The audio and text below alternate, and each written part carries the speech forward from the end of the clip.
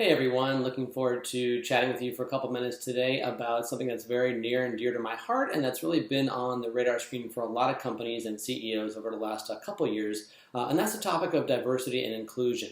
As a small business owner, I think a lot of companies that I talk to really kind of come to me and say, Ken, I'm not really sure what I can do to make any changes, and they feel like it's a very, very big challenge for them to make any significant impact in terms of how they do things. But I want to share with you a couple of just real quick ideas and tips today that will help you to diversify your own recruiting and hiring process in ways that maybe you didn't even think was an issue.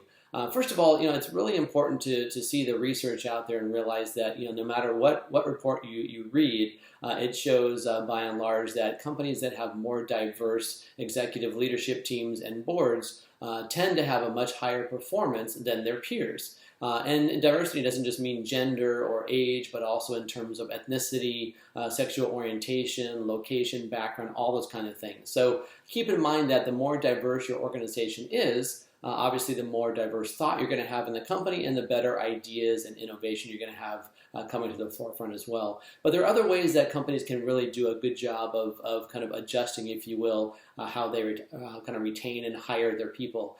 First thing is when it comes to job descriptions. A lot of us tend to kind of write job descriptions based on our backgrounds and our experience level, and we use terms that we see as being very helpful or we think are going to be indicative of the kind of person we're trying to hire, not realizing that a lot of the terminology can be very gender specific or kind of off-putting to some people. So words like bold or aggressive or highly technical or well-networked, those kinds of things tend to be really kind of more male-dominating terms, if you will. And we have seen through research and just through our own experience that it can turn off some female clients or folks that are maybe a little bit quieter, a little more introverted. So look at the language in your job description.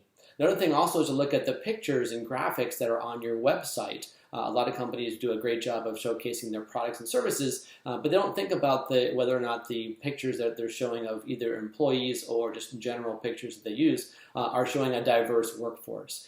So make sure there's a broad cross-section represented in your pictures and your graphics as well. Again, gender, age, diversity, all those kinds of things need to be there as well. It's a really important part.